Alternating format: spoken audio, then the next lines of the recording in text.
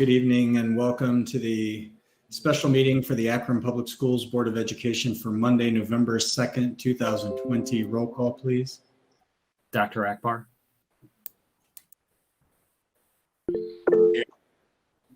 Mr. Alexander. Present. Ms. Autry. Present. Mr. Bravo. Here. Dr. Hall. Aye. Mrs. Mansfield. Here. Mrs. McKittrick. Here. Thank you. And if everyone could please mute their microphones and join me in the Pledge of Allegiance. I pledge allegiance to the flag of the United States of America and to the republic for which it stands, one nation, under God, indivisible, with liberty and justice for all. Thank you. Tonight we have a couple of topics all around our winter sports proposals. And so at this time, I'm going to turn it over to Superintendent Dr. David James for the discussion portion of our agenda. Thank you, Mr. President. So tonight we have our athletic committee's report reflecting the guidance from the Ohio High School Athletic Association regarding winter sports. So at this time, I'd like to turn it over to Mr. Joe Vassilotti to go through what we have before us. Hello, everyone. So with winter sports, just to clarify, and this is in the document, of course, our non-contact sports include swimming, bowling, cheerleading, and then also the club sports of indoor track and our fast swim program, which of course we addressed in the fall and would continue with the youth in that program. Our contact sports include wrestling and basketball.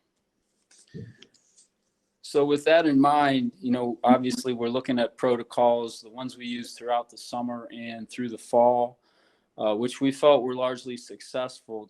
To review, in the summer, out of over 700 athletes participating through summer workouts, we only had 2 positive cases. And then that became true as well after September 1st when fall sports were restarted. With all the fall athletes we had 2 positive cases and a sibling of a player also who tested positive. So by and large, we were really pleased with the fall sports season and how that progressed. We're nearing the completion. We do have 1 student athlete still active. Good luck to Clay Peets, senior cross-country runner from Firestone, who qualified for states this coming weekend. We're certainly excited about the possibility of him doing very well down at states. But we felt good about the fall. And moving into winter, of course, we have a similar mindset as far as our protocols go. And we've even added proposed testing for our contact sport athletes of basketball and wrestling. But like the fall, we're focused on reduced crowd participation at our games, so that only 2 tickets per student athlete would be available for our spectators. Of course, we're adhering to Summit County Public Health, their limit on attendance being 15% of capacity in our gymnasium. So we'll certainly put that to use. Also, we're not making concession stands available to lessen those non-athletic places of congregation for folks at the game. We're also looking at monitoring community interactions as far as allowing hopefully incremental non-league competition for our contact sports of basketball and wrestling. We feel strongly that heading into the OHSA tournaments at the end of the year, it would behoove those student athletes, those teams in basketball and wrestling to get some non-league competition. So we're kindly proposing 3 per month, the months of December, January, and February, which is a reduction on their normal non-league competition, but still will allow them some preparation for teams outside the city. Of course, for the non-contact sports in the winter for us, again, we're talking swimming and bowling. Their schedules are largely built on non-league competition in addition to city competition, and being non-contact sports, they're certainly at a very low risk, and we would encourage their non-league competition as usual. We're also looking at centralized venues, much as we did in the fall for football and soccer. We're looking at a reduced number of venues throughout the city to use, so that, for example, with basketball, we would only use the gymnasiums at Bookdale, Ellett, and Firestone for both girls and boys basketball. And when we say basketball, we're proposing a junior varsity and varsity schedule, not freshmen at this point. And we're looking at using East and North for wrestling. Focusing on East and North, obviously different than the other 3 gyms for basketball, but also because of the 3 remaining gymnasiums, they have the best ventilation available. So we are proposing those centralized venues to use. We felt like in the fall, it was largely successful having most of our football, or all of our football rather, and most of our soccer competition at Ellett. We had a consistent staff there who was used to the protocols, and largely the events went very smoothly there. We do recommend that our winter sports would resume, and I say resume because they had begun some summer workouts, but that was stopped once school began. But we do recommend that they resume practice and conditioning immediately. And actually, the girls' basketball season, according to OHSA, has already begun. It began October 23rd for official practice, and boys' basketball practice began last Friday, October 30th. So we would just be a little bit behind there, but we think it's important that our student athletes get going as soon as possible on their winter teams. The official starting dates for bowling, swimming, and wrestling are upcoming here in the next couple weeks, but they could certainly benefit from conditioning right now, although it wouldn't be official practice. The OHSAA has not curtailed, shortened, reduced the winter sports season in any way. Like was done in the fall for football, for example. And that's another reason we feel strongly, based on that guidance from the OHSAA, that we move forward with as complete a season as winter sports as possible, including non-league competition. We've been following their guidance, obviously, closely since really late last winter season when the shutdown began with the OHSAA tournament time, and then through the spring, obviously, summer and fall. So we would continue to do that. We would also keep in place a 9 p.m. curfew. We would recommend strongly to our teams for student athletes. Go immediately home after events if they end later than 9 p.m. And of course, follow all the usual protocols of mask wearing and social distancing. We would look also to, like we did for football and soccer, to increase our APS security and APD at events accordingly.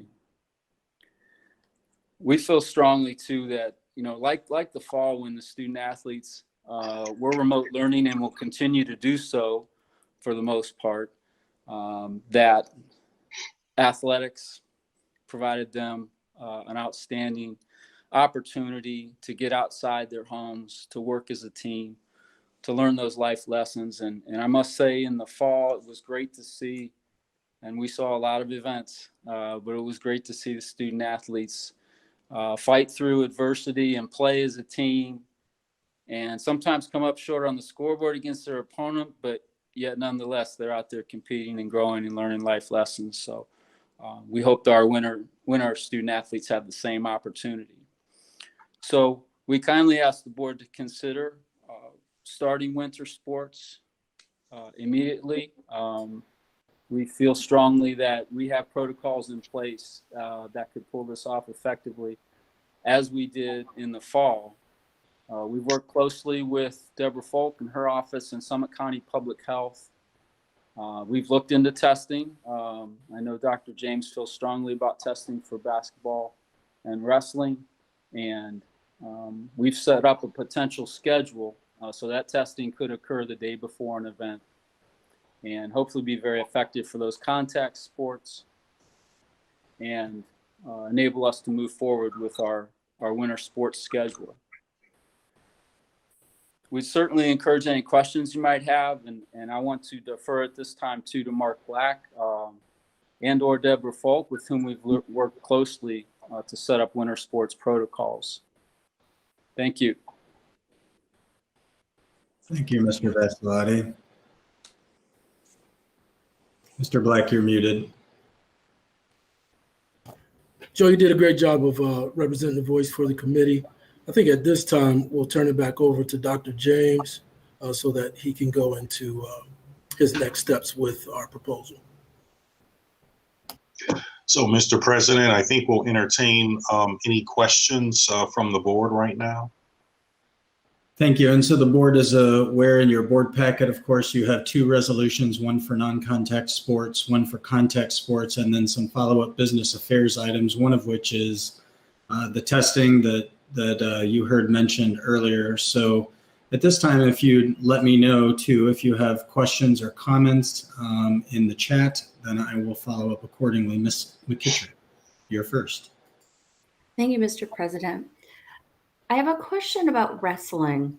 I'm wondering how it can be possible to be safe, given the idea of social distancing and wrestling. They seem completely incompatible. So if you could walk me through how wrestling would work and how it will keep the kids safe. Thank you.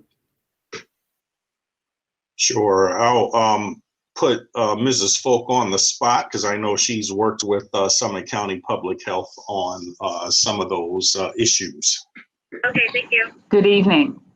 In regards to your question, Mrs. McKittrick, I have worked very closely with Summit County Health. One of the issues that they recommended is that we put the testing protocol into place that we have given you in the written proposal, so that first, prior to match, all wrestlers would be evaluated for symptoms, and if no symptoms show, then they would receive a rapid test to give them a rapid understanding of either a positive or negative outcome. If symptoms do show, they cannot proceed to the rapid testing. They have to go to what is the PRC testing, which is a 2-day protocol, and they would not be allowed to do the match. During the match, as I've reviewed this with Mr. Basilotti and Mr. Black, coaches would be required to have a roster kept for every match that the wrestler competes in. So as an example, if I am the wrestler and I compete with Mr. James, Mr. Basilotti, Mr. Black throughout the tournament, that roster is listed for every wrestler. Should something then result in a positive COVID test following that match, we are able to immediately pull the rosters to find out who I wrestled and immediately contact the appropriate teammate, Summit County, or the appropriate opposite school, should they be a school that is outside our league, so that we can do the correct contact tracing and report those directly as Summit County requires. It's the most effective way, and we have good roster capability, very similar to a classroom setup. And I feel that our coaches and our league officials would assist in that roster capacity, that we could follow those through when a match is occurring. Thank you, Ms. Folk. Ms. McKittrick, any follow-up? No, thank you. Thank you. Mr. Alexander? Yes, I was reading, I believe it was one of the resolution, and it mentioned Donna Scota's name from Public Health in there. And can that be explained? Because I want to make sure that is be explained correctly so that we know. And then the second part of my question, or second question is, has Donna Scota from Summit County Public Health given us the okay to move forward without the risk?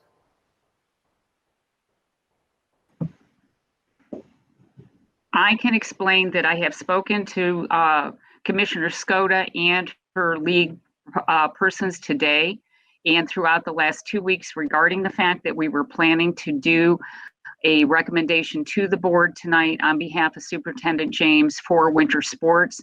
They truly did help us put this whole plan together, and they understand that there's not ever going to be a risk. It's the fact that we are containing and mitigating the risks to allow participation, very similar to what we did in the fall. So yes, they are aware, and they have reached out and also talked to other schools along the same guidelines as all high schools are going into their winter sports seasons.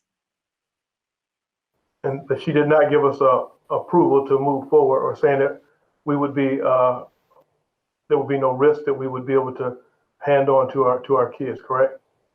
She honestly said we were mitigating it to the best of our ability. Remember, as a discussion previously, although we do well with our students within our bubbles, they are not always necessarily contacts with families among themselves. So therefore, they could have a contact within a family home or a setting that is outside the school district that could expose them, which we do not, as Mr. James has said in the past, have control over. But with our testing protocols for contact and the reporting mechanisms we have in place, we can help mitigate the exposure to any other athlete other than the one originally involved. But they are perfectly aware of the plan that we are proposing. Okay, so that answer was no. Okay, thank you. Ms. Mansfield? Good evening or afternoon, everybody. Boy, this is another tough one. So here we are, and the conversations in my head are a couple different things. I had the same questions as Mrs. McKittrick about wrestling. I did talk to a former wrestling coach and two former wrestlers. Interestingly enough, the two former wrestlers had completely opposite opinions on what they thought. One said, absolutely go for it. Another was absolutely not. So it just goes to show how really arbitrary all of this is. One of the easier parts for me of fall sports was how many of them were outdoors. So that made some of it easier. But in this way, we've learned a lot since our August and September discussions. And so I do appreciate all of the feedback from Summit County Public Health. I find that incredibly helpful. I do appreciate the accountability, not only for mask wearing and curfews and the like that our students have, not to mention having to keep their grades up, having study tables, having the ability to have a coach's influence on them, as well as their parents trying to keep them motivated. I do appreciate all of that. I think that's fantastic. All that being said, I do want, when I thought we were going to be making this decision several months ago, I really hoped that we would be blended. So I'm hoping that, Mr. Superintendent, you can share a little bit more about where you think we're going next, if there's any way of quickening, turning up the heat on, doing something that gets our special ed students back in class. And also, I have all the people that we saw last Monday still fresh in my mind, who, again, for some people, this is really working. But for those who it's not working for to be online, it's not. So I know the emails we're going to all get tomorrow, regardless of the decision, again, that we make. Some people are going to be happy and some people are not. But I would love a little more feedback on how, again, we justify, and justify is probably the wrong word, I apologize, how moving forward we're looking at getting more people into the classrooms or getting them that extra help as soon as we're quickly starting sports, if that makes sense. Sure. I mean, our teams are fast at work looking at, in terms of the remote plus is what I'll call it, and actually have had some teachers reach out, particularly special education teachers who are interested in trying to accelerate that. So our teams are working through those details to find out what's feasible. And if we can actually do some of that before we had a date of November 30th. There's also a couple of our partners have stepped up to the plate to talk about, is it possible, to set up a situation where, we have a group of students who could actually be at a location and have like maybe a substitute teacher monitor to make sure that they're able to log on and work with their actual classroom teacher. And so there's some, after that board meeting, we had a couple of people reach out and we're working through those and, to see what's feasible and if we can actually start some of those things sooner rather than later. But again, the whole thing about Remote Plus is targeting students who have some issues. And, we've outlined some of our students who are struggling, our special education population, also our high school students who need to have some lab time so they can earn their credentials. I won't talk about it really more than this tonight, but we're also have been reached out by some of our music programs to get some of those kids into practices. I'll bring that up at a later date. So those are some things that people are bringing to our attention, and we're trying to work, quickly on how we can solve some of those problems. You knew that's where I was going next. And Oh yeah, right. I appreciate that. I'll go ahead and see if I have more questions or comments after. Thank you. Okay. You're welcome. Thank you, Ms. Mansfield. Ms. Autry and then Dr. Hall. Thank you, Mr. President. So I just had a few clarification items. So with the winter cohort of sports, we are dealing with a smaller number than we did with fall in total. Is that accurate? Yeah, I believe so. And also a smaller number of spectators inside of our gyms. At football, there were 4 tickets per athlete. We're taking that down to 2. Okay.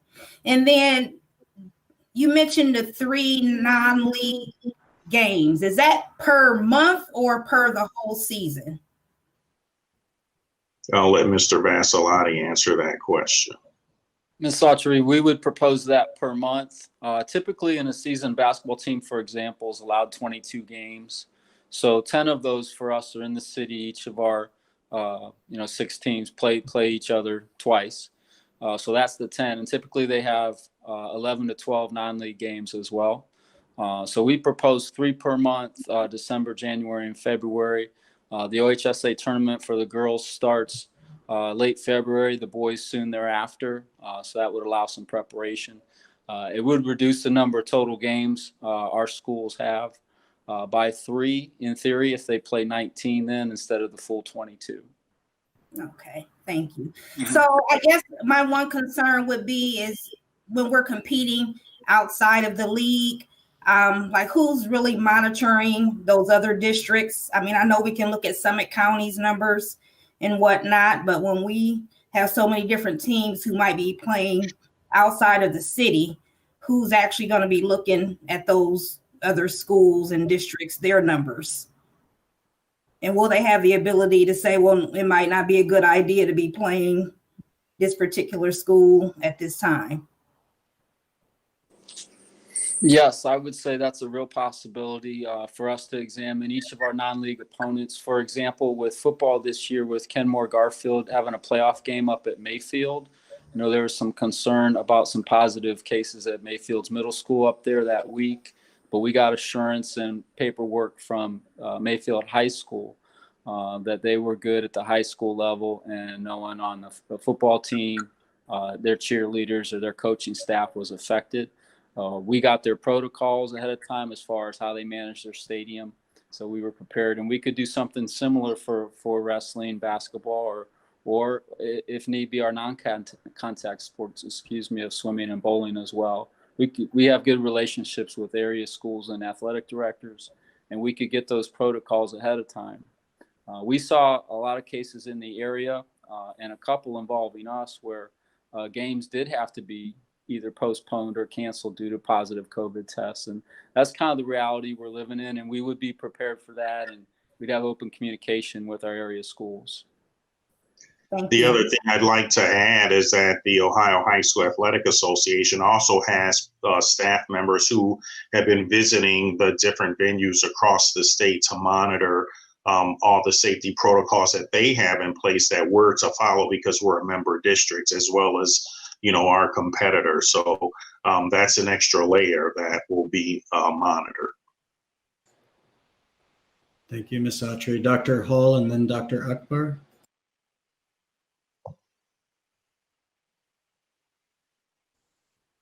Yeah, thank you, Mr. President. Appreciate it. Ms. Autry asked some of the questions that I was going to ask. So thank you, Ms. Autry, for that. Just had a couple of clarification questions. So as we were listening to this, I got some folks sent me messages, some text messages as well with the questions. So just clarifying for basketball and wrestling, because again, because wrestling was the one that I really was really kind of taken aback that OHSAA was serious about that sport moving forward. So Mr. Vassalotti, your point. So you're saying that we are going to vet, that the plan is to vet, any sort of non-city series wrestling opponent. We are going to be vetting the protocols of the competing schools. Is that correct? Yes, that's correct. I think it's particularly important with our contact sports, wrestling, and obviously, and in basketball as well. If we're going to have non-league competition, for us to know the opponent and their current conditions, their protocols. Another factor for us is many of those non-league games would potentially be away games because we are using centralized venues in the city. They're going to have a lot of action in them. We wouldn't be able to schedule a lot of non-league competition within our schools. But we would certainly get their protocols ahead of time. The current state of their program, I think, as you mentioned, is particularly important with wrestling. But we certainly do that with basketball as well. Roger that. And then follow up, and then I'll wait my turn to go back around again. But follow up. So some folks who are watching were a little confused about the rapid testing for wrestling, and so wanted to sort of ask if you could kind of just explain one more time sort of how that's going to work. So, for example, the question I got was, well, are we rapid testing every wrestler prior to every match, whether or not they show symptoms? Because, as you know, you can have COVID and not show symptoms. So are we relying upon symptoms to trigger the rapid test, or is that going to happen automatically? So I want to make sure that was clarified for folks who are watching. And then I'll wait my turn to go back around.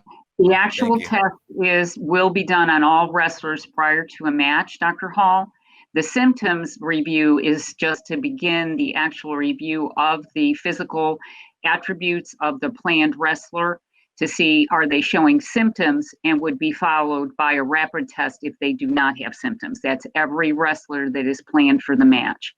If they showed symptoms that would keep them out of the match, we still want them tested, and at that point we would go to the PCR test. But that just so that we could confirm whether they have, symptoms for actual COVID, or are they truly having an allergy reaction or a head cold. So we are doing a full evaluation, but the testing is for every competing wrestler or basketball player. Thank you, Dr. Hall. Dr. Akbar?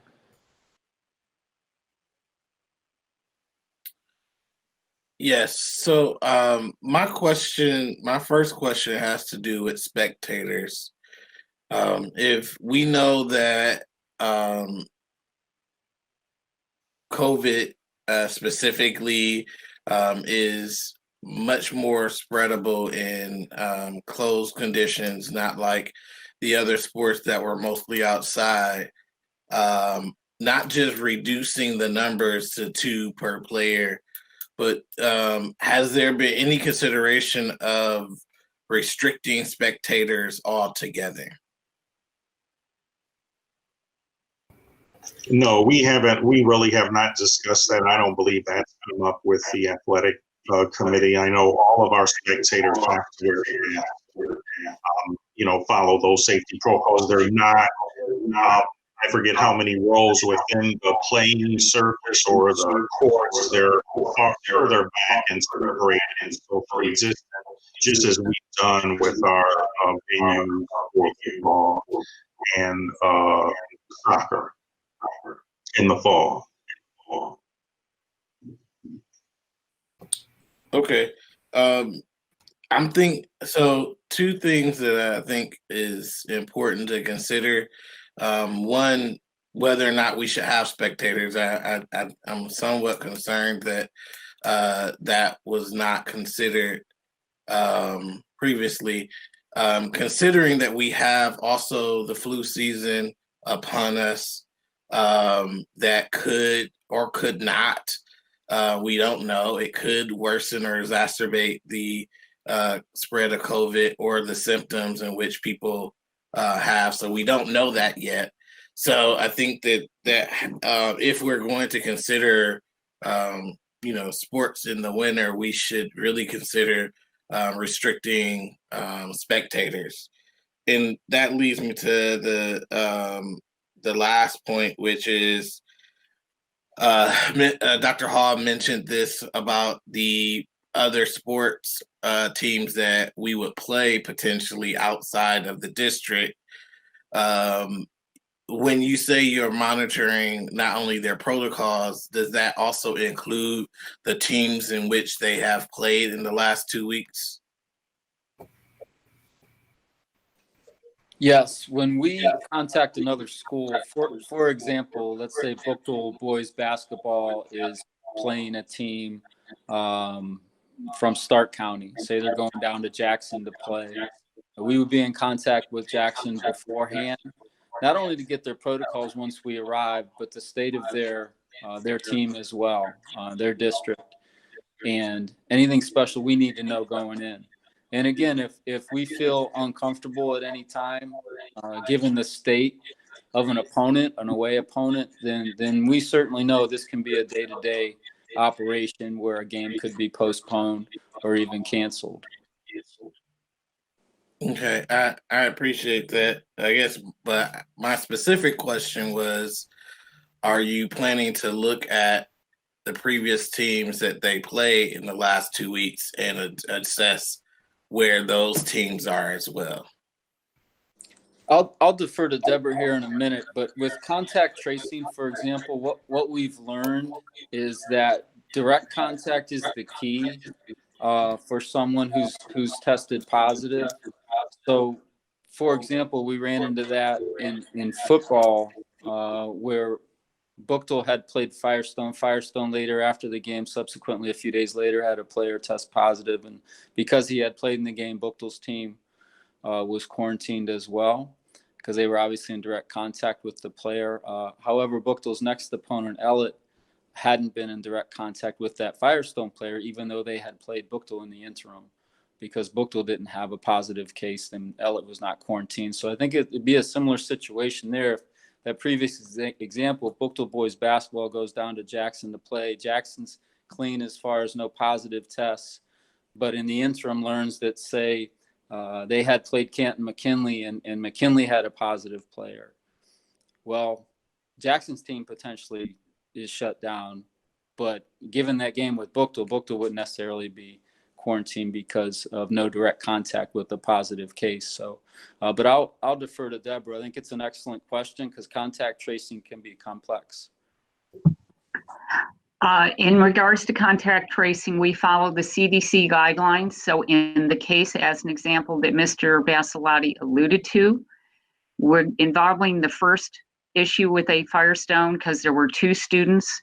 When you contact trace back from the day the student was positive in that case, it was a Tuesday and the contact trace went back to a Sunday. So therefore it did not involve any contact with the Bookville team. The second student that resultantly became positive was a contact trace with symptoms showing on Saturday after the game. So you went back 2 days prior to that, which did involve the game. So therefore, it was a notification to the Bookville coaches, Mr. Basilati, Summit County Health, with the obtaining of the rosters from the Bookville team. And therefore, that was what started to put the contract tracing through the Summit County reporting system. And we worked very closely and obtained every person on the team, including coaches, so that we could determine exactly who to enter into the contract tracing system. And it was successful, and they were able to contact those people that starting on that day following. We did that reporting on a Friday night once we realized what was happening, and they started to call on that Saturday to those people that were listed as contact tracing. So we had a very successful ability to contract trace because we knew exactly who were on the rosters and who had traveled to that particular game by both teams and coaches. We also went ahead and advised Mr. Basilati to make sure that he advised the referees on the field that they too may have to be updated because they were on the field with the student that was involved in the positive contract. So we actually did everybody that we felt had a direct possibility of being around that particular student.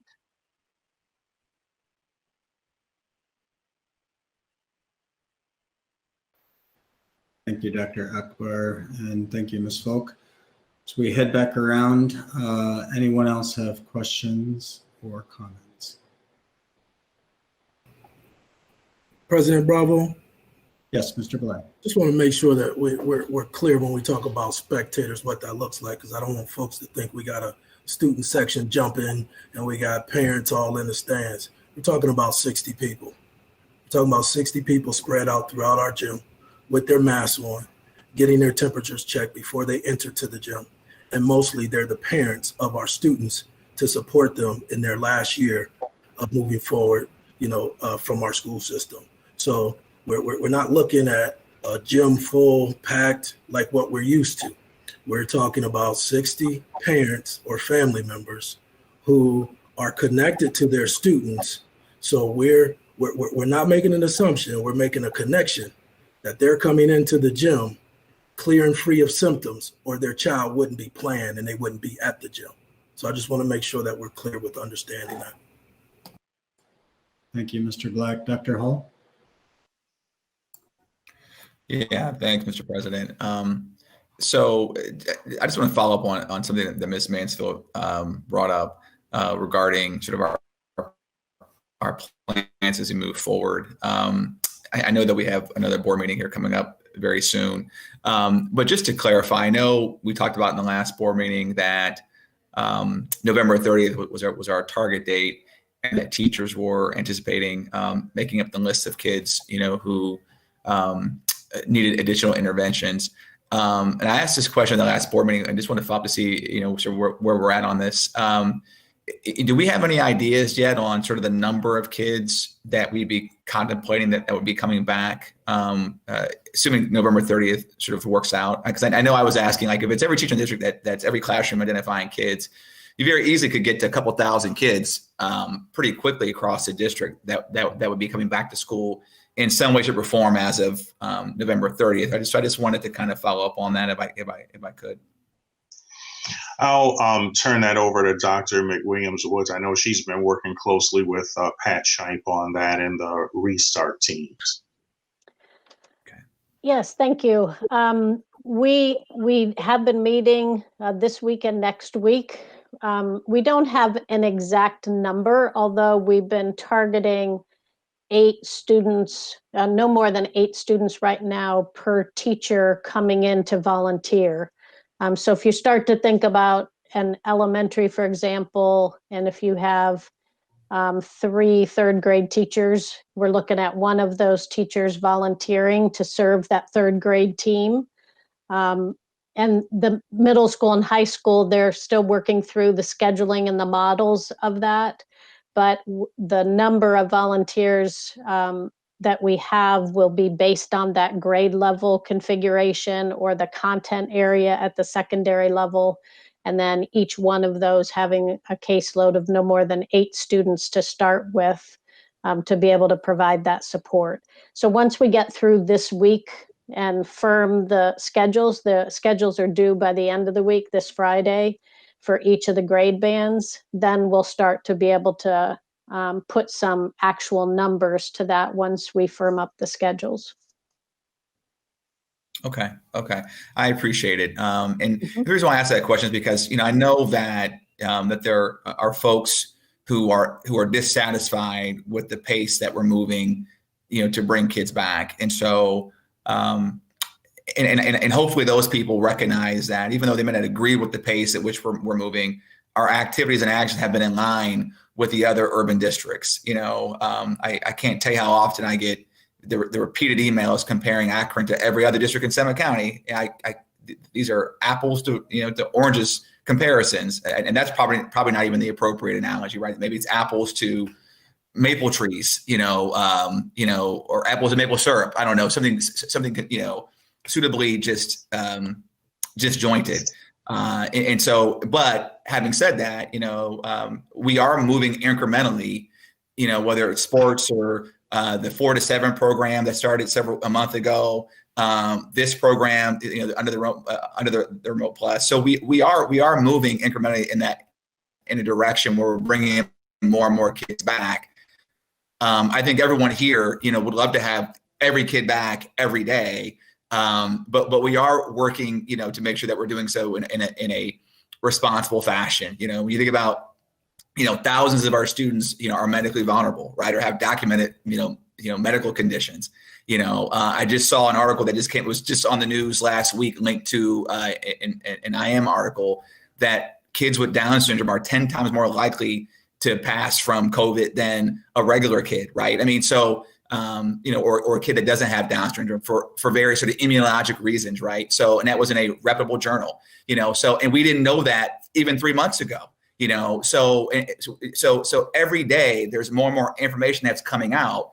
And so my personal plea is to people who are watching,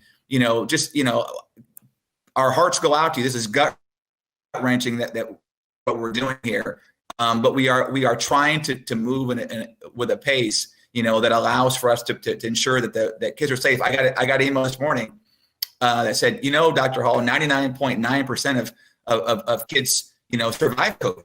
Okay, so 99.9% times 20,000 kids. That means 20 kids, using that person's math, that means 20 kids would decease from COVID, and there's nobody on this call that thinks that number is acceptable. We're proceeding with saying even one is not acceptable, so this is where, I get very passionate about this topic, because, the parents that say, well, we should go back anyway. Well, if it was your child that was that 1 in 20,000, how would you feel if it was your child? And so a lot of folks that say this, it's because they don't think that it's going to happen to their child. Well, I think that the folks in this call, we're assuming that it can happen to your child. It can happen to any child, our children as well. So again, all that is to say is that we are using the data that we have coming back in.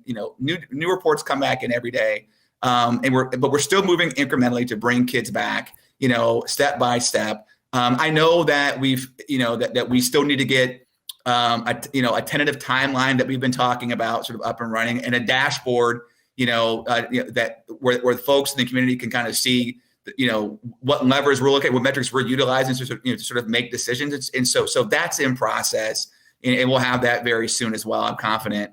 But in the meantime, I'm just really asking people to please be patient.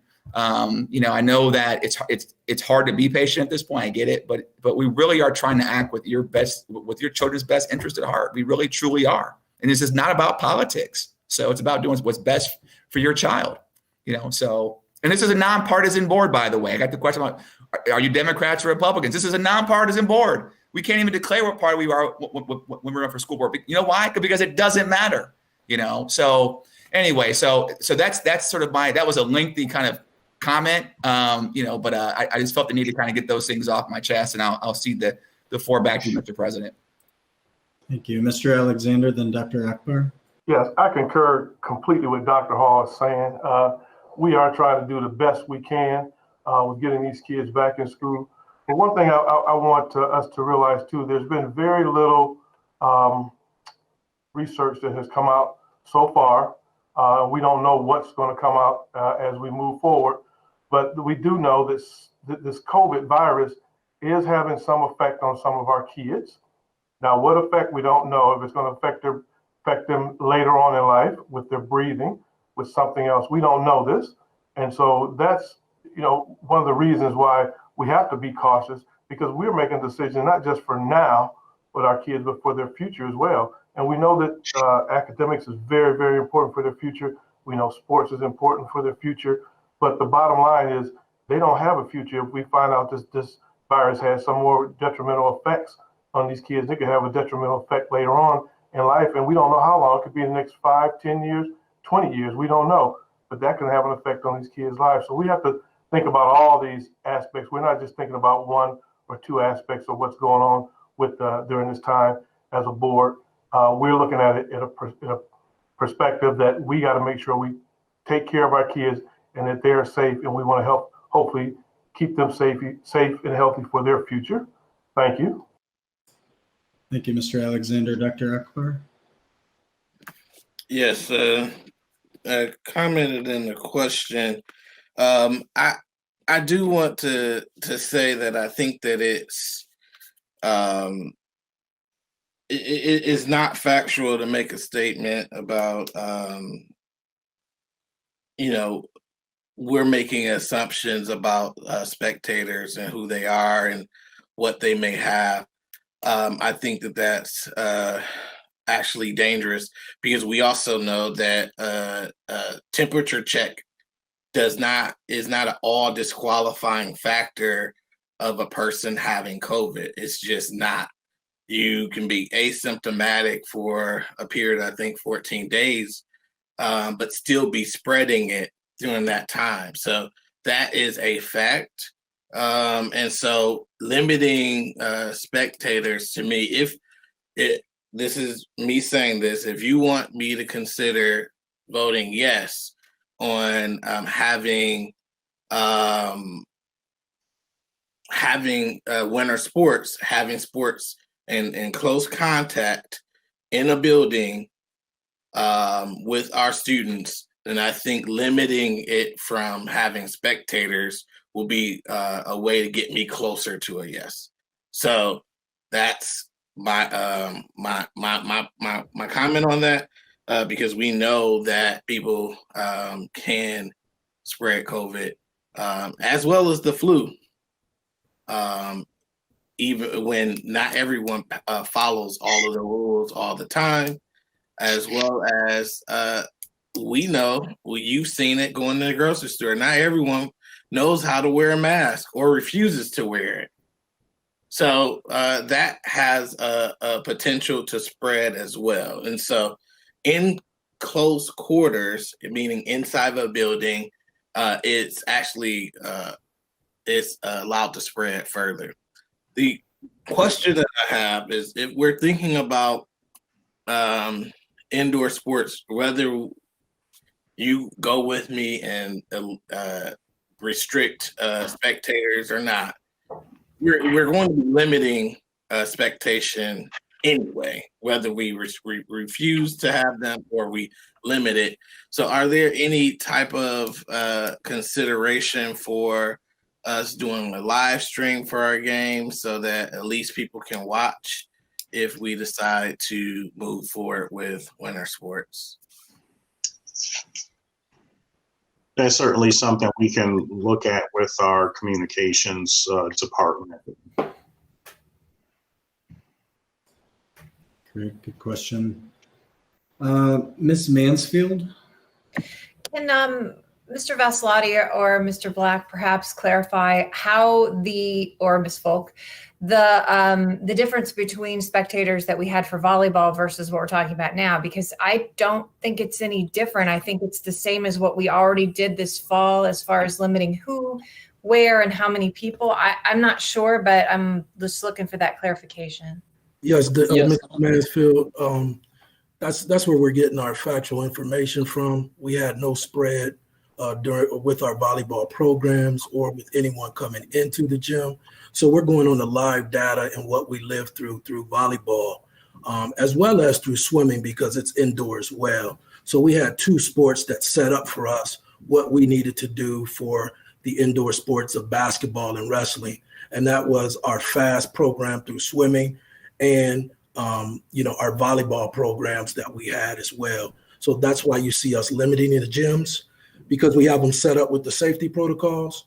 And we also know that by working with our students and tracking them back to their families, if symptoms have been shown or not, and that helps us with them coming in. So we're taking more of a robust approach. We know that temperature checks don't give us what we need, but it does provide us with the insight of a possible symptom to eliminate. So with the robust approach, we feel like it gives us an opportunity for our students to have someone support them as they compete. Just And like I'll make a comment as well. You do not get to enter our gymnasiums and sit as a spectator without wearing a mask. We have sanitation materials available for you to sanitize your hands upon entry. And all of our bleachers have designated seating that is 6 feet or more apart. So therefore, that's where Mr. Black got his 60 spectators that are very limited to the family members only. And they would have tickets that we have had those students, obtained for those people. And if they do not have a ticket, they do not let them into the venue. So it has been very successful with volleyball and very successful with the fall FAST program, which have been operating. We've had no issues with either one of those venues set up the way we did. And that's ticket or mask, Deborah, just to be correct. They don't get in with the ticket. Or without a mask. Exactly. I would reiterate too, thinking of basketball or wrestling in comparison to volleyball, our gym protocols, as was noted by Mr. Black and Mrs. Folk, would be the same, but also enhanced in that only 2 tickets per student athlete would be allotted rather than 4 like we did in the fall. And then we have potentially a testing component as well, which certainly serves the student athletes. So that's something to consider also. Thank you. Thanks for that clarification. Thank you, Mr. Bravo. Thank you. Ms. Autry or Ms. McKittrick, before we go back around, anyone have? Okay. Dr. Hall? Yeah, thanks, Mr. President. I just want to clarify my comment about the journal article. So because I got some people asking me all this already. It's in the Annals of Internal Medicine. That's the name of the journal, Annals of Internal Medicine. And I do want to clarify something else too. If I said kids with Down syndrome, I meant to say people with Down syndrome, because again, these were all adults. So it was people with Down syndrome have 10 times the risk of dying from COVID-19 compared to those without the disability. And so again, I have a cousin with Down syndrome as well. So when I saw this article, made me very concerned for my cousin's health as well. But we have children in our district that have Down syndrome. And even though it was not targeted at children with Down syndrome, was looking at adults. And so you cannot help but extrapolate, because again, we didn't know this 3 months ago, and maybe in a month we find out that children with Down syndrome have an even higher risk, or maybe it's lower. Maybe they're only 5 times more likely to pass away from COVID as opposed to 10 times more likely. But my point just being the same, that we are. But every day there's more information that's coming out. And I know that, and we've tried to move slow, I think, in part because of that, and so my hope is that, that in the long run, that we can say that we were too conservative, but that will be a luxury, I think, in the end, to be able to say that. My suspicion, based upon what we're seeing come out almost weekly, is that will not turn out to be the case. So that was my short comment. I'll leave it, and I'll see the floor back to you, Mr. President. Thank you. Any other comments or questions?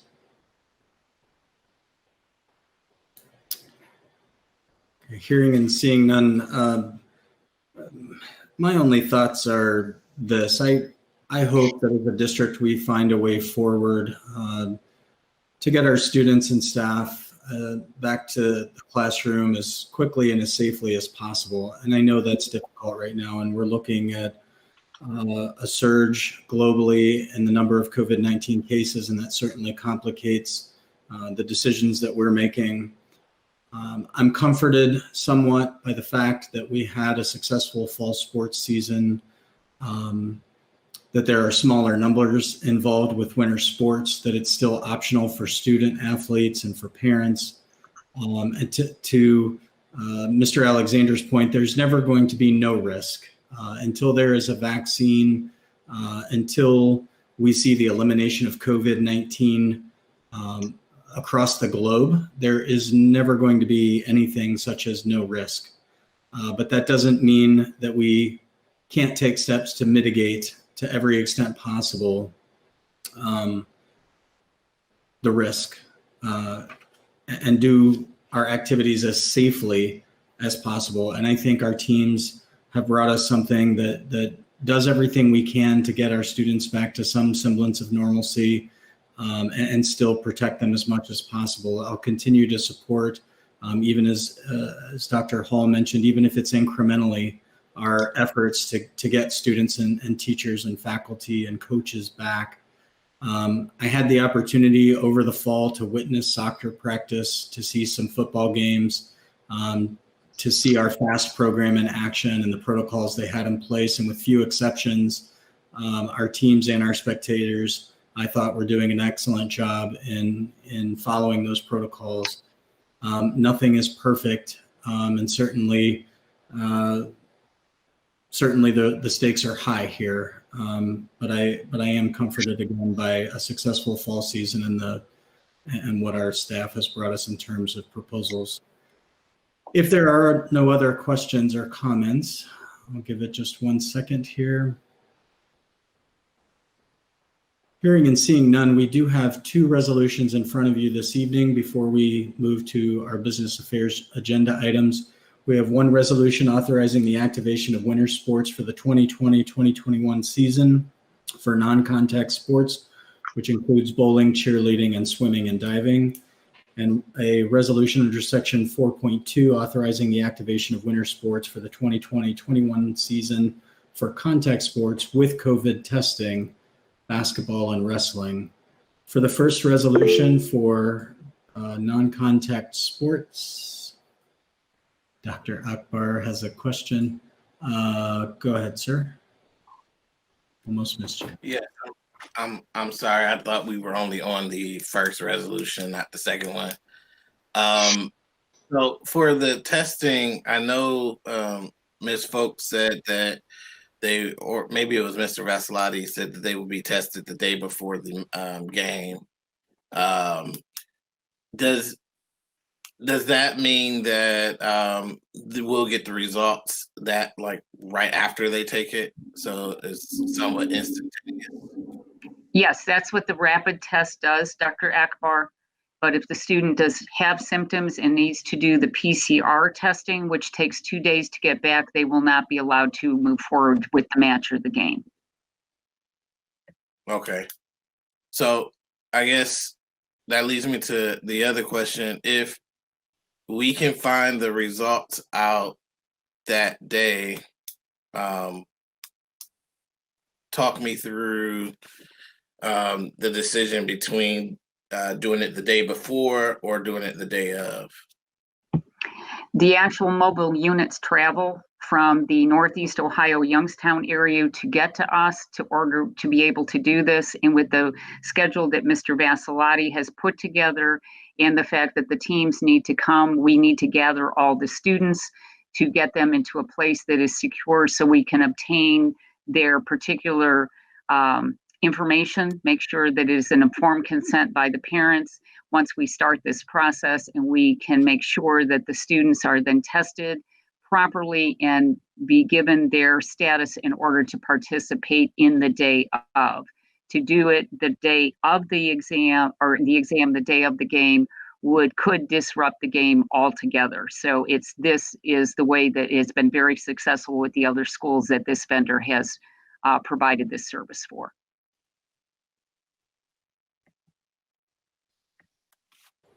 All right.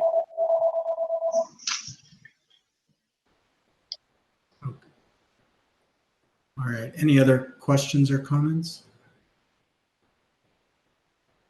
Hearing none, under section 4.1 for the resolution for non-contact sports, we'll entertain a motion. So moved.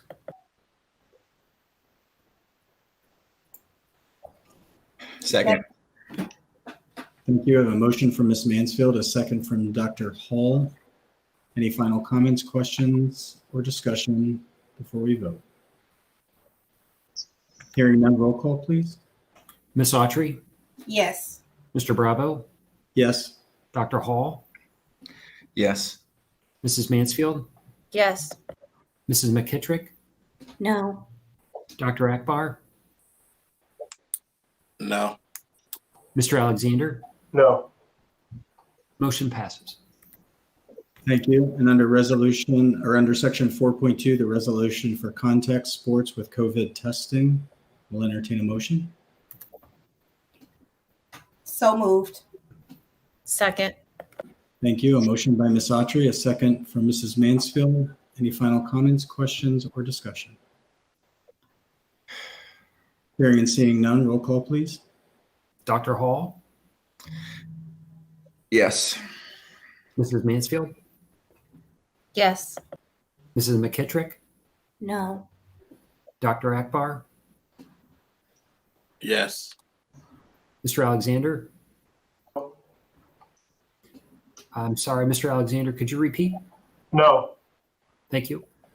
Ms. Autry, Yes. Mr. Bravo, Yes. motion passes. Thank you. Thank you. And under business affairs recommendations, Mr. Superintendent?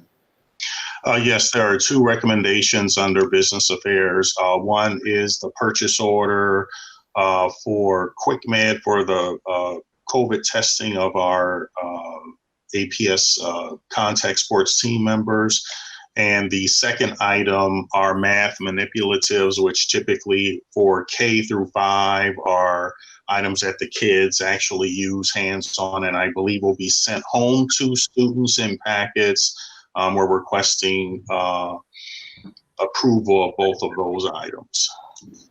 Thank you. We'll take a motion on the business affairs recommendation. So moved. Second. Thank you. A motion from Mrs. Mansfield, a second from Ms. Autry. Any comments, questions, or discussion on the business affairs items?